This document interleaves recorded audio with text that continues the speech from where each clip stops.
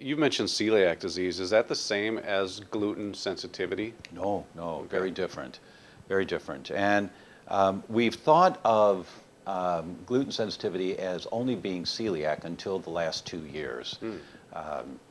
And the reason is it was first identified as a gut disease. Gluten sensitivity was identified as a gut disease. In the 1950s, they came up with the test, an endoscopy, a tube down the throat, looks at the small intestines, and they found that when you have this gluten sensitivity, the shags and your intestines are a long tube. The inside of the tube is lined with shag carpeting. This shag, it's called microvilli. This shag is where calcium's absorbed. This shag, vitamin C. The shag's over here, proteins. The other shag's good fats. All the shags absorb different nutrients. Celiac disease is when your shags wear down and you have Berber. And if you have Berber, you don't absorb calcium. You get osteoporosis. It's not rocket science. That's why in the Archives of Internal Medicine in 2006, they said every osteoporotic patient should be checked for celiac disease, as celiac disease could be the cause of their osteoporosis.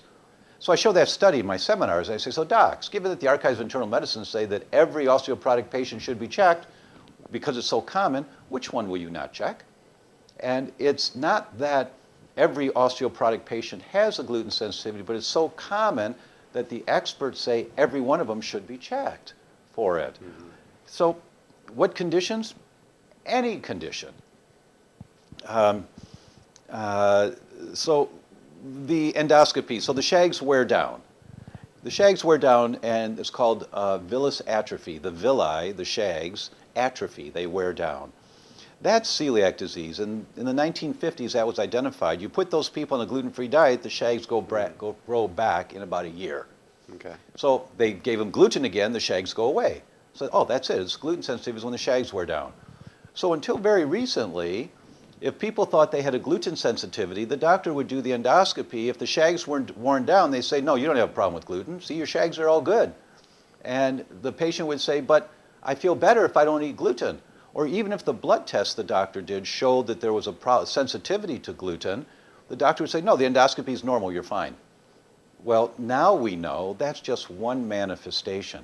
It could manifest in, here's how I say it in the seminars, is that if the first test they had come up with, the first test, was not a tube going down the throat to look at the stomach, but rather a tube going up the carotid artery to look at the brain, we would have thought gluten sensitivity, celiac disease, is a disease of the brain.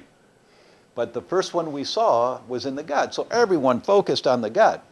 Now we know, and just in the last 2 years, it's been accepted by all of our researchers, all of our scientists, the International Celiac Symposium, they finally agreed. They finally agreed 2 years ago, yes, there is this thing called non-celiac gluten sensitivity.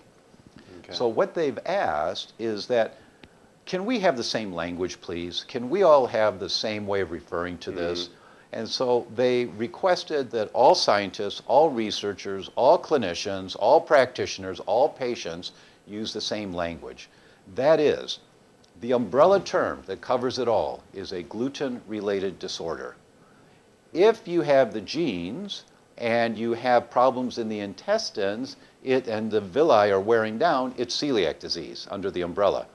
If you do not have the shags wearing down, then it's non-celiac gluten sensitivity. So those are the two categories, celiac disease and non-celiac gluten sensitivity. And they've asked, please stop using the word gluten intolerance, because that's very confusing to patients. Sure. Patients have heard about lactose intolerance, and so they feel that they know that if they take the enzyme lactase, they can then have lactose, have dairy, and they won't have a problem. But that's not true with gluten. If you have a gluten sensitivity, you cannot eat gluten.